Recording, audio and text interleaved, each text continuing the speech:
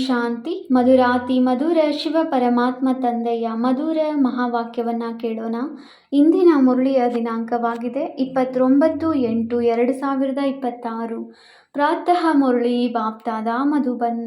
ಮಧುರ ಮಕ್ಕಳೇ, ಎಲ್ಲ ಮಾತುಗಳಲ್ಲಿ ಸಹನಶೀಲರಾಗಿರಿ. ಸ್ತುತಿ, ನಿಂದೆ, ಜಯ, ಪರಾಜಯ ಎಲ್ಲದರಲ್ಲಿ ಸಮಾನವಾಗಿರಿ. ಹೇಳಿಕೆ ಕೇಳಿಕೆ ಮಾತುಗಳಲ್ಲಿ ವಿಶ್ವಾಸವನ್ನು ಇಡಬೇಡಿ. ಪ್ರಶ್ನೆಯಾಗಿದೆ: ಆತ್ಮವು ಸದಾ ಏರುವ ಕಲೆಯಲ್ಲಿ ಮುಂದುವರಿಯುತ್ತಾ ಇರಲಿ, ಅದಕ್ಕಾಗಿ ಸಹಜ ಯುಕ್ತಿಯನ್ನು ತಿಳಿಸಿ. ಉತ್ತರ: ಒಬ್ಬ ತಂದೆಯಿಂದಲೇ ಕೇಳಿರಿ, ಅನ್ಯರಿಂದಲ್ಲ. ವ್ಯರ್ಥ ಪರಚಿಂತನೆಯಲ್ಲಿ, ಅನರ್ಥ ಮಾತುಗಳಲ್ಲಿ ತಮ್ಮ ಸಮಯವನ್ನು ಕಳೆಯಬೇಡಿ. ಆಗ ಆತ್ಮವು ಸದಾ ಏರುವ ಕಲೆಯಲ್ಲಿ ಇರುವುದು. ಉಲ್ಟಾ ಸುಲ್ಟಾ ಮಾತುಗಳನ್ನು ಕೇಳುವುದರಿಂದ, ಅದರ ಮೇಲೆ ವಿಶ್ವಾಸವನ್ನು ಇಡುವುದರಿಂದ ಒಳ್ಳೆಯ ಮಕ್ಕಳು ಸಹ ಬೀಳುತ್ತಾರೆ. ಆದ್ದರಿಂದ ಬಹಳ ಸಂಭಾಲನೆ ಮಾಡಿಕೊಳ್ಳಬೇಕಾಗಿದೆ. ಓಂ ಶಾಂತಿ.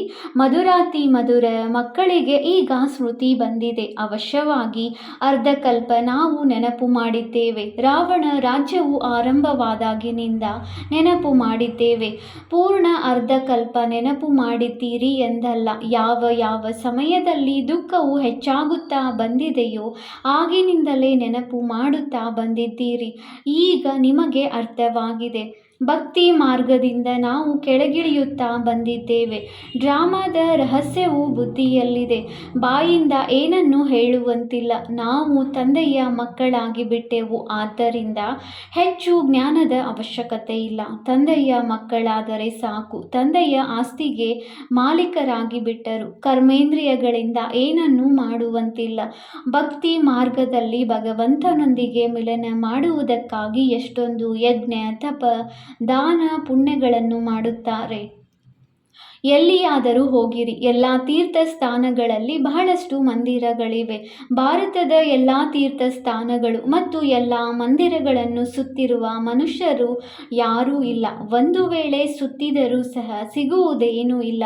ಅಲ್ಲಿ ಗಂಟೆ ಜಾಗಟೆಗಳ ಎಷ್ಟೊಂದು ಗದ್ದಲವಿರುತ್ತದೆ. ಇಲ್ಲಂತೂ ಸದ್ದಿನ ಮಾತಿಲ್ಲ. ಭಜನೆ ಮಾಡುವ, ಹಾಡುಗಳನ್ನು ಹಾಡುವ ಮಾತಿಲ್ಲ.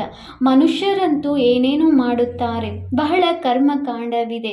ಇಲ್ಲಿ ನೀವು ಮಕ್ಕಳು ಕೇವಲ ನೆನಪು ಮಾಡಬೇಕಾಗಿದೆ. ಮತ್ತೇನೂ ಇಲ್ಲ. ಮನೆಯಲ್ಲಿರುತ್ತಾ ಎಲ್ಲವನ್ನೂ ಮಾಡುತ್ತಾ ಕೇವಲ ತಂದೆಯನ್ನು ನೆನಪು ಮಾಡಬೇಕಾಗಿದೆ.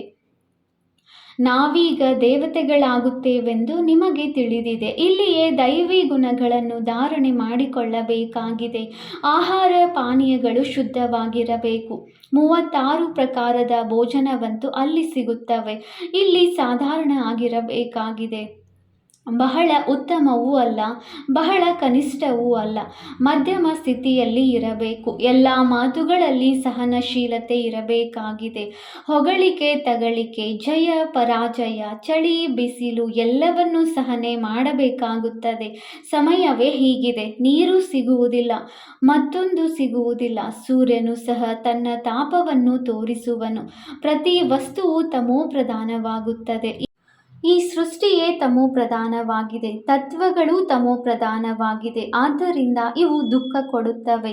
ಈಗ ಹೊಗಳಿಕೆ ತೆಗಳಿಕೆಯಲ್ಲಿಯೂ ಹೋಗಬಾರದು. ಅನೇಕರು ಇದರಲ್ಲಿ ಬಹುಬೇಗನೆ ಮುನಿಸಿಕೊಳ್ಳುತ್ತಾರೆ. ಯಾರಾದರೂ ಉಲ್ಟಾ ಸುಲ್ಟಾ ಯಾರಿಗೇನಾದರೂ ತಿಳಿಸಿದರೆಂದರೆ ಸಾಕು. ಏಕೆಂದರೆ ಇತ್ತೀಚೆಗೆ ಕಲ್ಪನೆಯ ಮಾತುಗಳು ಬಹಳ ಇರುತ್ತವೆಯಲ್ಲವೇ. ನಿಮ್ಮ ಬಗ್ಗೆ ಇವರಿಗೆ ದೇಹಾಭಿಮಾನವಿದೆ. ಹೊರಗಿನ ಆಡಂಬರ ಬಹಳಷ್ಟಿದೆ ಎಂದು ತಂದೆಯು ಹೇಳಿದರು ಎಂದು ಯಾರಾದರೂ ಹೇಳಿದರೆ ಸಾಕು. ಚಳಿಜ್ವರ ಬಂದು ಬಿಡುವುದು. ನಿದ್ರೆಯೂ ಸಹ ಬರುವುದಿಲ್ಲ. ಅರ್ಧ ಕಲ್ಪದಿಂದ ಮನುಷ್ಯರು ಈ ರೀತಿ ಇದ್ದಾರೆ. ಯಾರಿಗಾದರೂ ಬಹುಬೇಗನೆ ಚಳಿಜ್ವರ ಬರುವಂತೆ ಮಾಡುತ್ತಾರೆ. ಆಗ ಅವರು ಕೂಡಲೇ ಸಪ್ಪೆಯಾಗಿ ಬಿಡುತ್ತಾರೆ. ಆದ್ದರಿಂದ ತಂದೆಯು ಹೇಳುತ್ತಾರೆ, ಯಾವುದೇ ಇಂತಹ ವ್ಯರ್ಥ ಮಾತುಗಳನ್ನು ಕೇಳಬೇಡಿ. ತಂದೆಯು ಎಂದೂ ಯಾರ ನಿಂದನೆಯನ್ನು ಮಾಡುವುದಿಲ್ಲ. ತಂದೆಯು ಕೇವಲ ತಿಳಿಸುವುದಕ್ಕಾಗಿ ಹೇಳುತ್ತಾರೆ. ಒಬ್ಬರು ಇನ್ನೊಬ್ಬರಿಗೆ ಉಲ್ಟಾ ಸುಲ್ಟಾ ಮಾತುಗಳನ್ನು ತಿಳಿಸುವುದರಿಂದ ಒಳ್ಳೊಳ್ಳೆಯ ಮಕ್ಕಳು ಸಹ ಮುನಿಸಿಕೊಳ್ಳುತ್ತಾರೆ. ಆಗ ವಿರೋಧಿಗಳಾಗಿ ಹೋಗಿ ಒಬ್ಬರು ಇನ್ನೊಬ್ಬರಿಗೆ ವ್ಯರ್ಥ ಮಾತುಗಳನ್ನು ತಿಳಿಸುತ್ತಾರೆ. ಭಕ್ತಿ ಮಾರ್ಗದಲ್ಲಿಯೂ ಸಹ ಎಂತೆಂತಹ ಕಥೆಗಳನ್ನು ಬರೆದಿದ್ದಾರೆ. ಈಗ ನಿಮಗೆ ಜ್ಞಾನ ಸಿಕ್ಕಿದೆ, ಆದ್ದರಿಂದ ನೀವೆಂದೂ ಸಹ ಹೇ ರಾಮ ಅಥವಾ ಅಯ್ಯೋ ಭಗವಂತ ಎಂದು ಹೇಳುವಂತಿಲ್ಲ. ಈ ಶಬ್ದವು ಭಕ್ತಿ ಮಾರ್ಗದ್ದಾಗಿದೆ. ನಿಮ್ಮ ಬಾಯಿಂದ ಇಂತಹ ಶಬ್ದಗಳು ಬರಲೇಬಾರದು. ತಂದೆಯು ಕೇವಲ ತಿಳಿಸುತ್ತಾರೆ, ಮಧುರ ಮುದ್ದಾದ ಮಕ್ಕಳೇ, ಆತ್ಮಾಭಿಮಾನಿಯಾಗಿರಿ. ತಂದೆಯು ಎಷ್ಟು ಪ್ರೀತಿಯಿಂದ ತಿಳಿಸುತ್ತಾರೆ, ಯಾರ ಮಾತನ್ನು ಕೇಳಬೇಡಿ, ವ್ಯರ್ಥ ಪರಚಿಂತನೆ ಮಾಡಬೇಡಿರಿ. ಒಂದು ಮಾತನ್ನು ಪಕ್ಕಾ ಮಾಡಿಕೊಳ್ಳಿ, ನಾವು ಆತ್ಮರಾಗಿದ್ದೇವೆ. ಆತ್ಮವು ಅವಿನಾಶಿ, ಶರೀರ ವಿನಾಶಿಯಾಗಿದೆ. ಆತ್ಮವೇ ಸಂಸ್ಕಾರವನ್ನು ಧಾರಣೆ ಮಾಡಿಕೊಳ್ಳುತ್ತದೆ. ಈಗ ನೀವು ಮಕ್ಕಳು ಆತ್ಮಾಭಿಮಾನಿ ಆಗಬೇಕಾಗಿದೆ. ದ್ವಾಪರದಿಂದ ನೀವು ರಾವಣ ರಾಜ್ಯದಲ್ಲಿ ದೇಹಾಭಿಮಾನಿಗಳು ಆಗಿರುತ್ತೀರಿ. ಆದ್ದರಿಂದ ಈಗ ದೇಹಿ ಅಭಿಮಾನಿ ಆಗುವುದರಲ್ಲಿ ಪರಿಶ್ರಮವಾಗುತ್ತದೆ. ಪದೇ ಪದೇ ಬುದ್ಧಿಯಲ್ಲಿ ಇದೇ ಬರಲಿ, ನಮಗೆ ಬೇಹದ್ದಿನ ತಂದೆಯು ಸಿಕ್ಕಿದ್ದಾರೆ. ಕಲ್ಪ ಕಲ್ಪವು ತಂದೆಯು ಆಸ್ತಿಯನ್ನು ಕೊಡುತ್ತಾರೆ. ಈಗ ಅವರ ಮತದಂತೆ ನಡೆಯುತ್ತಾರೆ. ನೀವು ಮಾತಾಪಿತ ಎಂದು ಅವರಿಗಾಗಿಯೇ ಗಾಯನವಿದೆ. ಅವರು ಎಲ್ಲ ಸಂಬಂಧಗಳ ಸುಖ ಕೊಡುವವರಾಗಿದ್ದಾರೆ. ಅವರಲ್ಲಿ ಎಲ್ಲ ಮಧುರತೆಯೂ ಇದೆ. ಉಳಿದೆಲ್ಲ ಮಿತ್ರ ಸಂಬಂಧಿ ಮೊದಲಾದವರು ದುಃಖವನ್ನೇ ಕೊಡುವವರಾಗಿದ್ದಾರೆ. ಒಬ್ಬ ತಂದೆಯೇ ಎಲ್ಲರಿಗೆ ಸುಖ ಕೊಡುವವರಾಗಿದ್ದಾರೆ. ಅವರಿಗೆ ಎಷ್ಟು ಸಹಜ ಮಾರ್ಗವನ್ನು ತಿಳಿಸುತ್ತಾರೆ. ತಮ್ಮನ್ನು ಆತ್ಮನೆಂದು ತಿಳಿದು ತಂದೆಯಾದ ನನ್ನನ್ನು ನೆನಪು ಮಾಡಿರಿ.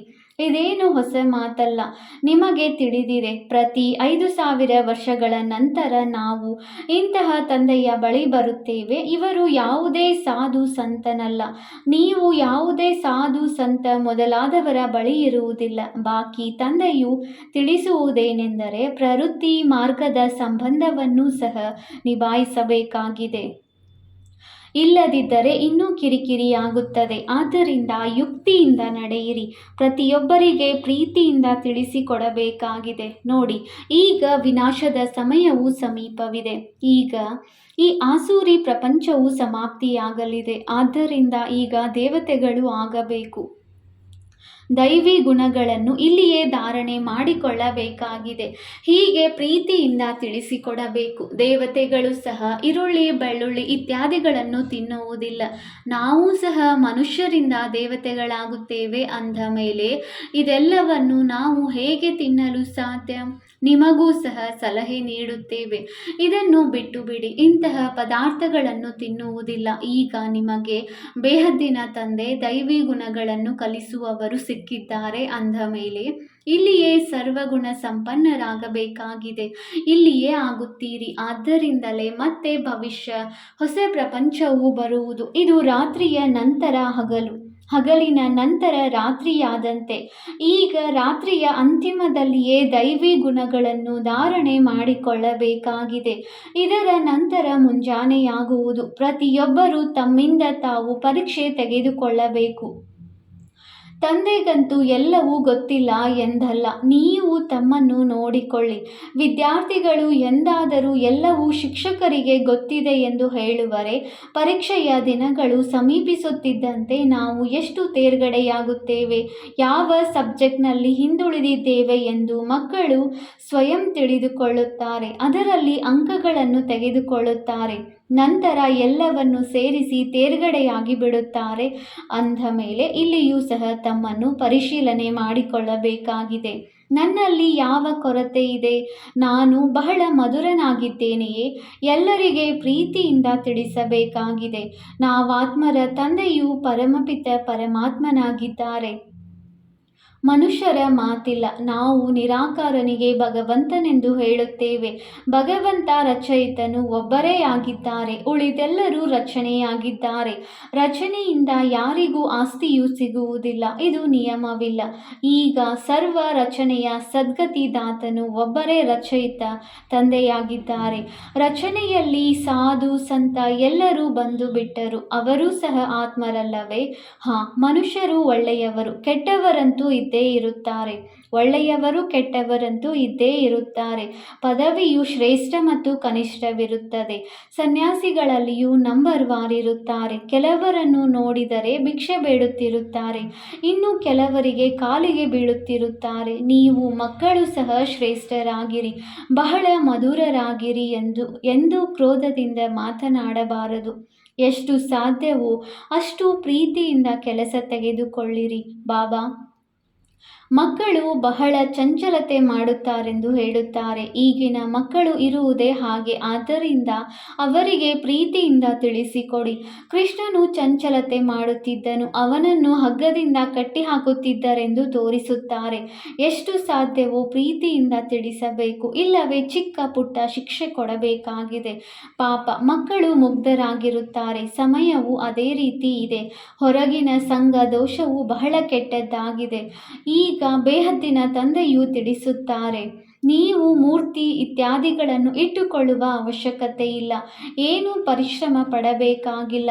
ಶಿವನ ಚಿತ್ರವನ್ನು ಏಕೆ ಇಟ್ಟುಕೊಳ್ಳುವುದು? ಅವರಂತೂ ನಿಮ್ಮ ತಂದೆಯಲ್ಲವೇ? ಮನೆಯಲ್ಲಿ ಮಕ್ಕಳು ತಂದೆಯ ಚಿತ್ರವನ್ನು ಏಕೆ ಇಟ್ಟುಕೊಳ್ಳುತ್ತಾರೆ?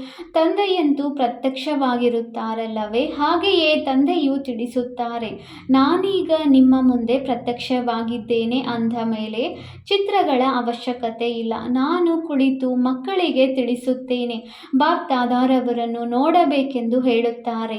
ತಂದೆಯಂತೂ ನಿರಾಕಾರನಾಗಿದ್ದಾರೆ, ಅವರನ್ನು ನೋಡಲು ಸಾಧ್ಯವಿಲ್ಲ.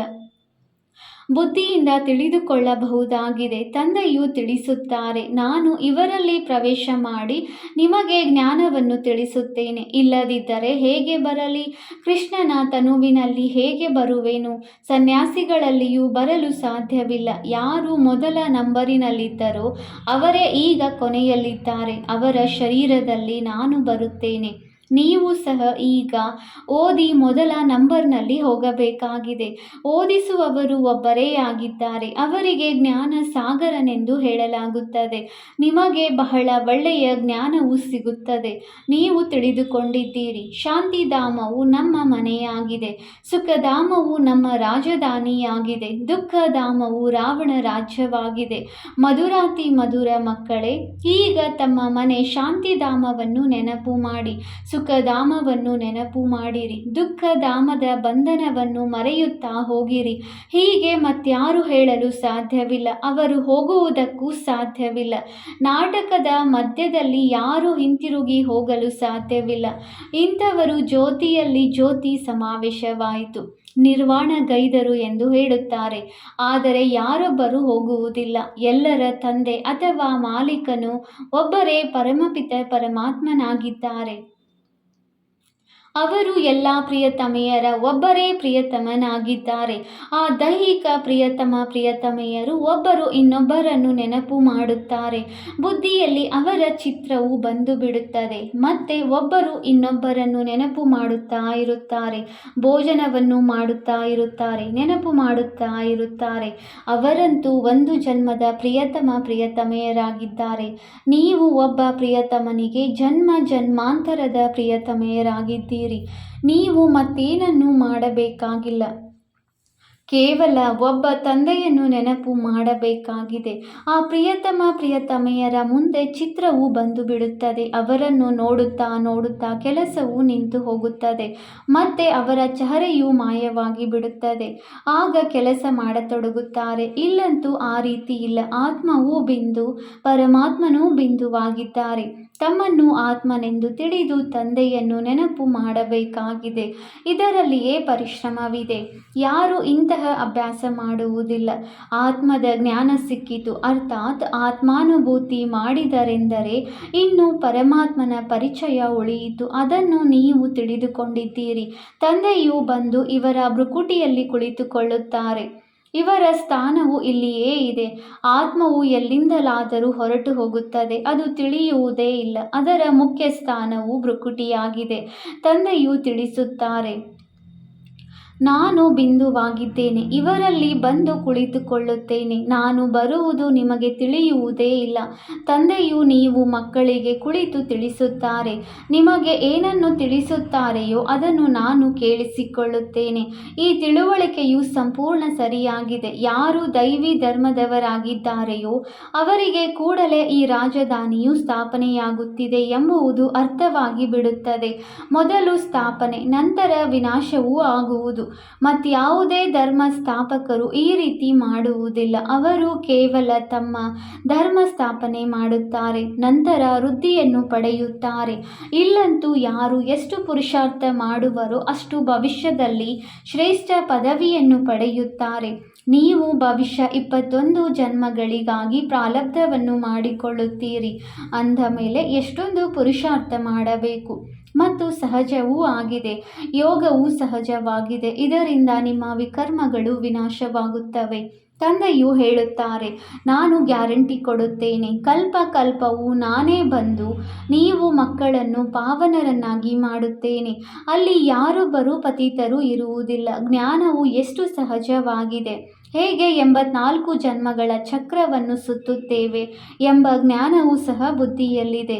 ನಾವೇ 84 ಜನ್ಮಗಳ ಚಕ್ರವನ್ನು ಸುತ್ತಿದ್ದೇವೆ ಎಂಬ ನಿಶ್ಚಯ ಮಾಡಿಕೊಳ್ಳಬೇಕಾಗಿದೆ. ನಿಶ್ಚಯದಲ್ಲಿಯೇ ವಿಜಯವಿದೆ. ನಾವು 84 ಜನ್ಮಗಳನ್ನು ತೆಗೆದುಕೊಳ್ಳುತ್ತೇವೆಯೋ ಅಥವಾ ಇನ್ನೂ ಕಡಿಮೆಯೋ ಗೊತ್ತಿಲ್ಲ ಎಂದು ಆಲೋಚಿಸಬೇಡಿ. ನೀವು ಬ್ರಾಹ್ಮಣರಾಗಿದ್ದೀರಿ ಅಂದ ಮೇಲೆ ನಿಮಗೆ ನಿಶ್ಚಯವಿರಬೇಕು. ಅವಶ್ಯವಾಗಿ ನಾವು 84 ಜನ್ಮಗಳ ಚಕ್ರವನ್ನು ಸುತ್ತಿದ್ದೇವೆ. ಇದು ಬಹಳ ಸಹಜ ತಿಳುವಳಿಕೆಯಾಗಿದೆ. ಮಕ್ಕಳಿಗೆ ತಿಳಿಸಿದ್ದಾರೆ. ಇವೆಲ್ಲ ಚಿತ್ರಗಳನ್ನು ತಂದೆಯು ದಿವ್ಯ ದೃಷ್ಟಿಯಿಂದ ಮಾಡಿಸಿದ್ದಾರೆ. ಅದರಲ್ಲಿ ತಿದ್ದುಪಡಿಯೂ ಮಾಡಿಸಿದ್ದಾರೆ.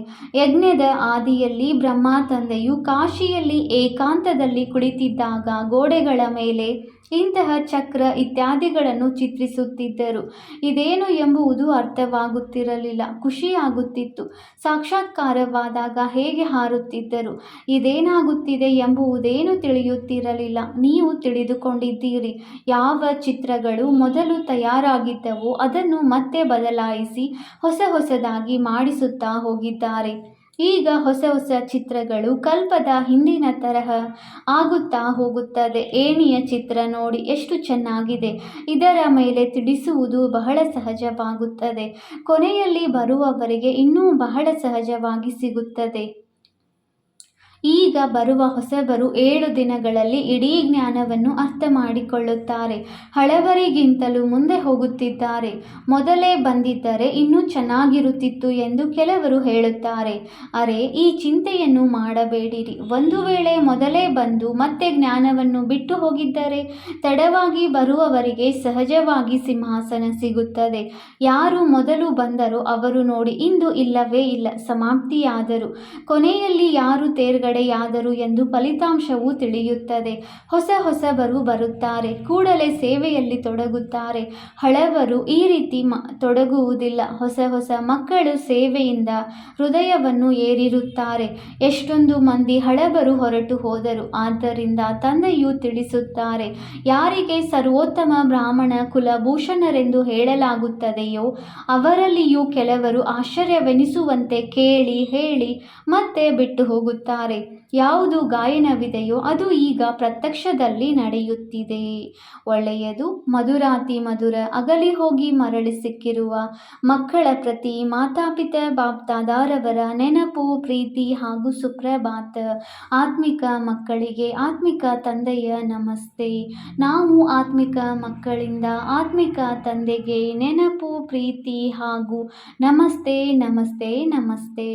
ಧಾರಣೆಗಾಗಿ ಮುಖ್ಯ ಸಾರ. ಪಾಯಿಂಟ್ ನಂಬರ್ 1, ತಮ್ಮನ್ನು ತಾವೇ ಪರಿಶೀಲನೆ ಮಾಡಿಕೊಳ್ಳಬೇಕಾಗಿದೆ. ನೋಡಿಕೊಳ್ಳಿ, ನಾನು ಬಹಳ ಮಧುರನಾಗಿದ್ದೇನೆಯೇ? ನನ್ನಲ್ಲಿ ಯಾವ ಕೊರತೆಗಳಿವೆ? ಎಲ್ಲ ದೈವಿ ಗುಣಗಳು ಧಾರಣೆಯಾಗಿದೆಯೇ? ತಮ್ಮ ಚಲನೆಯನ್ನು ದೇವತೆಗಳಂತೆ ಮಾಡಿಕೊಳ್ಳಬೇಕಾಗಿದೆ. ಆಸೂರಿ ಆಹಾರ ಪಾನೀಯಗಳ ತ್ಯಾಗ ಮಾಡಬೇಕಾಗಿದೆ. ಪಾಯಿಂಟ್ ನಂಬರ್ 2, ಯಾವುದೇ ವ್ಯರ್ಥ ಮಾತುಗಳನ್ನು ಕೇಳಲೂ ಬಾರದು, ಹೇಳಲೂ ಬಾರದು. ಸಹನಾಶೀಲರು ಆಗಬೇಕಾಗಿದೆ. ವರದಾನ: ತಮ್ಮ ಸ್ಮೃತಿ, ವೃತ್ತಿ ಮತ್ತು ದೃಷ್ಟಿಯನ್ನು ಅಲೌಕಿಕವನ್ನಾಗಿ ಮಾಡಿಕೊಳ್ಳುವ ಸರ್ವ ಆಕರ್ಷಣೆಗಳಿಂದ ಮುಕ್ತ ಭವ. ಸಂಕಲ್ಪದಂತೆ ಸೃಷ್ಟಿ ಎಂದು ಹೇಳಲಾಗುತ್ತದೆ. ಯಾರು ಹೊಸ ಸೃಷ್ಟಿಯ ರಚನೆ ನಿಮಿತ್ತವಾಗಿರುವ ವಿಶೇಷ ಆತ್ಮರಿದ್ದಾರೆ, ಅವರು ಒಂದೊಂದು ಸಂಕಲ್ಪವು ಶ್ರೇಷ್ಠ, ಅರ್ಥಾತ್ ಅಲೌಕಿಕ ಆಗಿರಬೇಕು.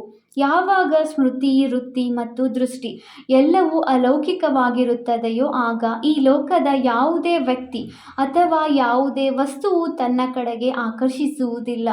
ಒಂದು ವೇಳೆ ಆಕರ್ಷಿಸುತ್ತದೆ ಎಂದರೆ ಅವಶ್ಯವಾಗಿ ಅಲೌಕಿಕತೆಯಲ್ಲಿ ಕೊರತೆ ಇದೆ.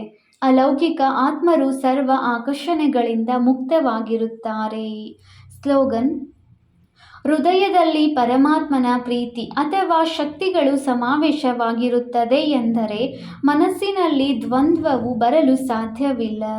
ಅವ್ಯಕ್ತ ಸೂಚನೆ: ಅಪವಿತ್ರತೆಯ ಬೀಜವನ್ನು ಸಮಾಪ್ತಿ ಮಾಡಿ ಸಂಪೂರ್ಣ ಸ್ವಚ್ಛ, ಪವಿತ್ರ ಆಗಿರಿ. ಸಂಪೂರ್ಣ ಸತ್ಯತೆಯೂ ಸಹ ಪವಿತ್ರತೆಯ ಆಧಾರದ ಮೇಲೆ ಇರುತ್ತದೆ. ಪವಿತ್ರತೆ ಇಲ್ಲ ಎಂದರೆ ಸದಾ ಸತ್ಯವಾಗಿ ಇರಲು ಸಾಧ್ಯವಿಲ್ಲ. ಕೇವಲ ಕಾಮ ವಿಕಾರ ಅಪವಿತ್ರತೆಯಲ್ಲ, ಆದರೆ ಅದರ ಅನ್ಯ ಜೊತೆಗಾರರೂ ಇದ್ದಾರೆ. ಮಹಾನ್ ಪವಿತ್ರ ಅರ್ಥಾತ್ ಅಪವಿತ್ರತೆಯ ಹೆಸರು ಚಿಹ್ನೆಯೂ ಇರಬಾರದು. ಓಂ ಶಾಂತಿ.